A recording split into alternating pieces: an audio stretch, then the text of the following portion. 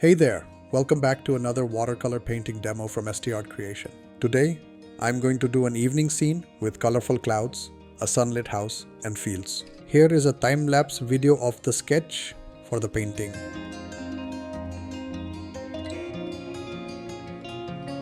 I'm using 140-pound rough paper made of 100% cotton. It measures 12 inches by 9 inches. I'm painting the clouds wet on dry. I pre-mixed the colors I needed for the sky, as I typically do. The colors have to be applied to the paper before the previous color dries completely. That way I can get the soft blends on the paper. So having all of the colors pre-mixed and ready will help. Color mixes I prepared are 1. Raw sienna, light red, and a small amount of cobalt with a very dilute mix for the clouds' lighter parts. 2. Ultramarine violet, cobalt blue, and hint of Payne's gray for dark parts of the clouds. 3. Dilute mix of phthalo blue and cobalt for the horizon. One more variation of the mix with ultramarine violet for the horizon. Last one, cerulean blue, alizarin crimson, and Payne's gray for underside of the clouds. I'm painting the clouds wet on dry. I pre-mixed the colors I needed for the sky, as I typically do. The colors have to be applied to the paper before the previous color dries completely. That way I can get the soft blends on the paper. So having all of the colors pre-mixed and ready will help.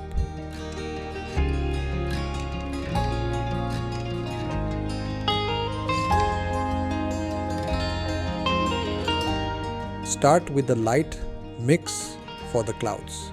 Use motion to add texture to the clouds. I used a natural hair number 14 round brush here to get control and hold the right amount of paint. Using mop brushes or synthetic brushes here is not a good idea, since mop brushes hold a lot of paint or water and we will lose control, whereas synthetic brush can't hold sufficient amount of paint.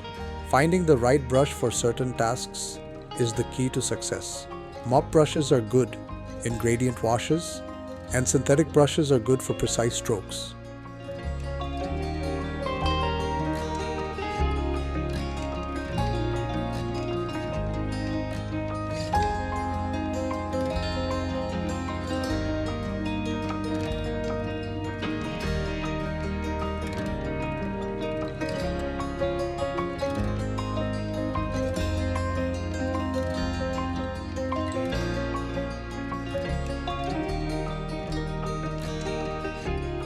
Here, I continue to paint from light to dark colors in the sky, and my premixed colors vary in consistency from thin to thick. After a few washes, the paper became dried, so I had to stop and use the dryer to completely dry it before re-wetting the areas where I wanted to paint more layers.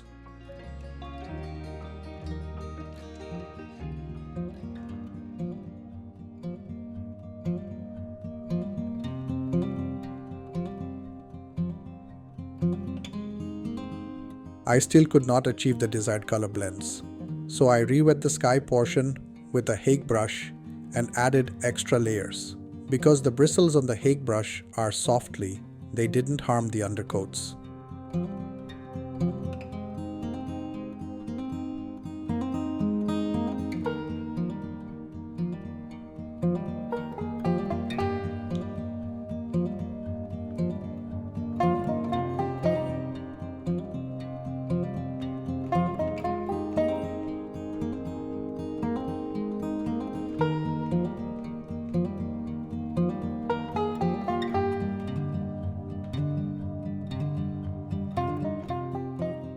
For the walls of the houses, I used dilute mix of raw sienna, Indian yellow, and hint of cobalt blue to bring down the warmth of the mix.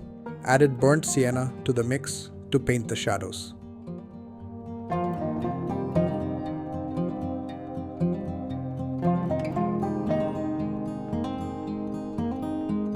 For the rooftop, mixed light red, burnt sienna, and cobalt blue. I used synthetic round brush to paint the houses.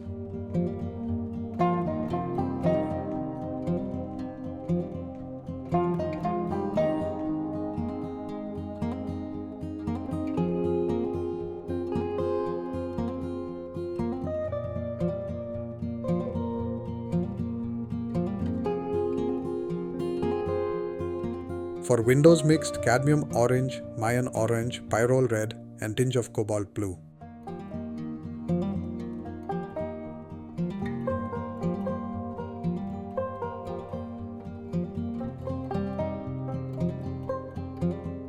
To paint fascia and gutter line, added burnt umber and Payne's grey.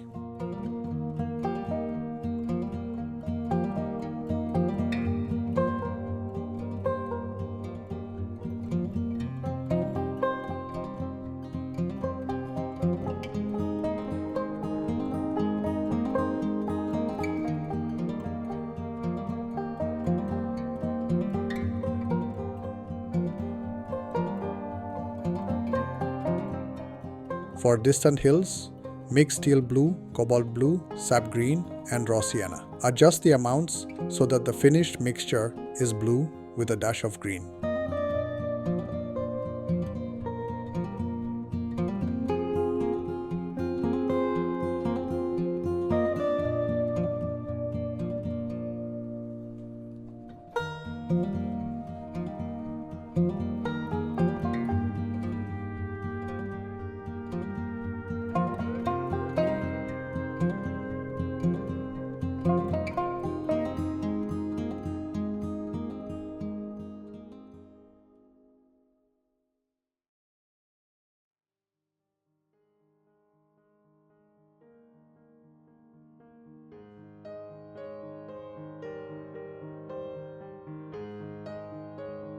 For the far fields, mix viridian green and lemon yellow.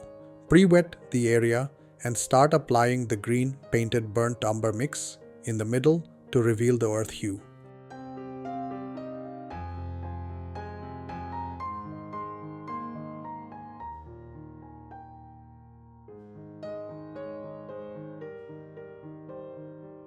Draw lines to depict the contours of the fields.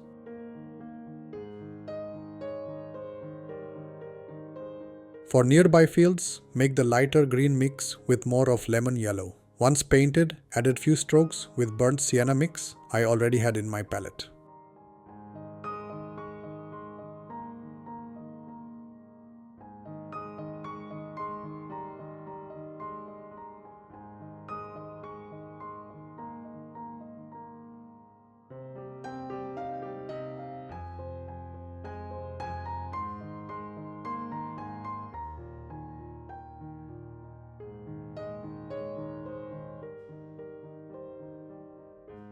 To paint hedges and distant trees, combine sap green, Payne's grey and cobalt blue.